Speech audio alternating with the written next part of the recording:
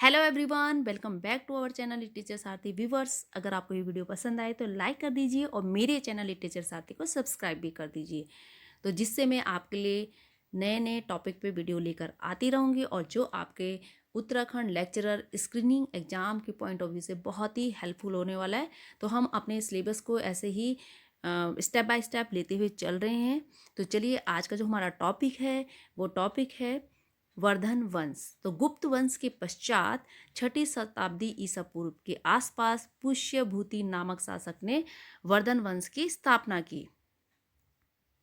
वर्धन वंश को पुष्यभूति वंश भी कहा जाता है। तो ये भी क्वेश्चन बन सकता है कि किस वंश को पुष्यभूति वंश कहा जाता है, तो वह है वर्धन वंश।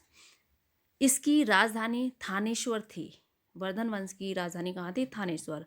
इस वंश का सबसे महान और ख्याति प्राप्त राजा हर्षवर्धन था।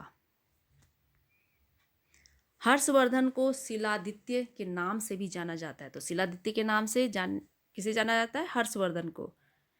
तो ये हर्षवर्धन की उपाधि थी। हर्षवर्धन उत्तर भारत का अंतिम महान हिंदू शासक था, उत्तर भारत का, जिसने अपना राज्य पूरे उत्तर भारत में फैलाकर एक विशाल साम्राज्य की स्थापना की थी। हर्षवर्धन ने थानेश्वर और कन्नौज को एक कर अपनी राजधानी, थानेश्वर और कन्नौज को एक कर दिया और अपनी राजधानी थानेश्वर से कन्नौज स्थानांतरित किया। हर्षवर्धन का विशाल साम्राज्य पूरे पूर्व में कामरूप, असम स्थित एक प्राचीन राज्य, और से लेकर पश्चिम में सौराष्ट्र, जो गुजरात का एक क्षेत्र है, तक, तथा उत्तर में हिमालय से लेकर दक्षिण में विंध्य पर्वत तक फैला हुआ था।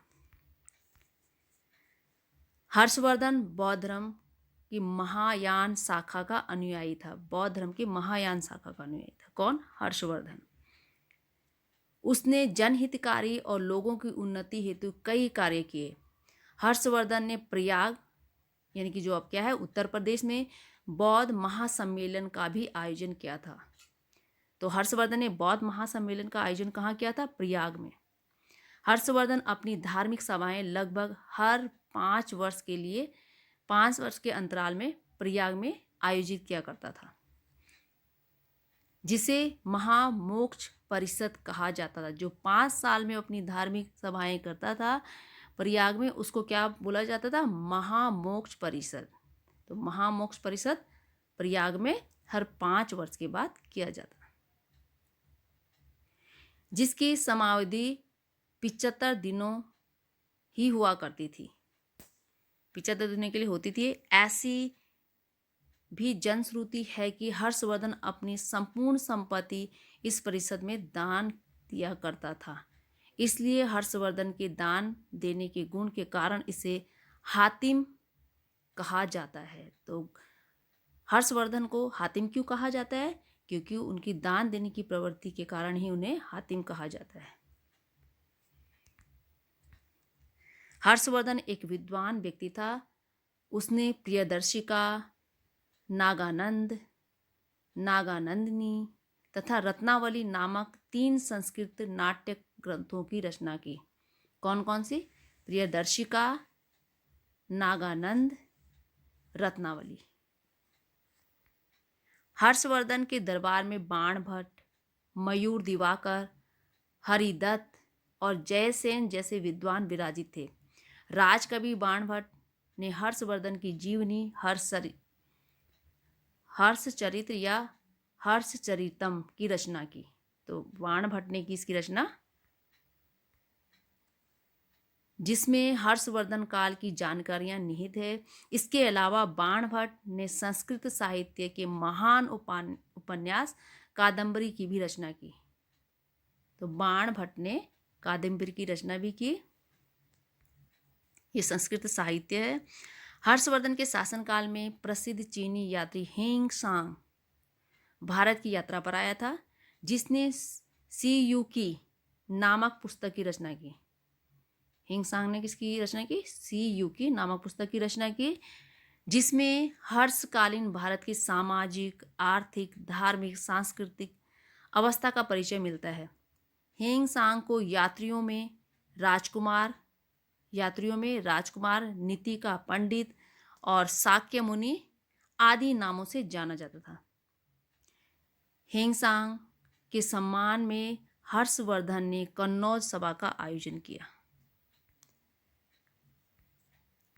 चीनी यात्री हेंगसांग ने नालंदा विश्वविद्यालय में भी अध्ययन किया था। हर्षवर्धन के समय नालंदा विश्वविद्यालय के कुलपति शीलभद्र था।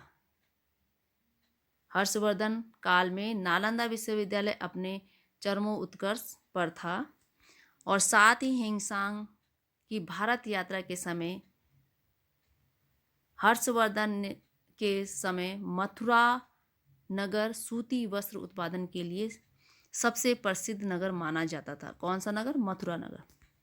हर्षवर्धन के राज्य में किसानों द्वारा भूमि राजस्व स्वरूप कुल उपज का 6वां हिस्सा राजा को दान देता।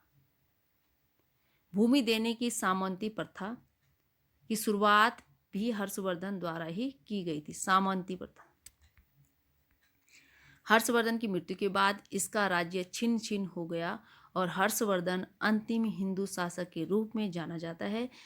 साथ ही हर्षवर्धन को अंतिम बौद्ध शासक और संस्कृत के महान विद्वान व लेखक के रूप में भी जाना जाता है। हर्षवर्धन के पश्चात कोई भी हिंदू शासक इतिहास के पन्नों में अपनी छाप नहीं छोड़ सका।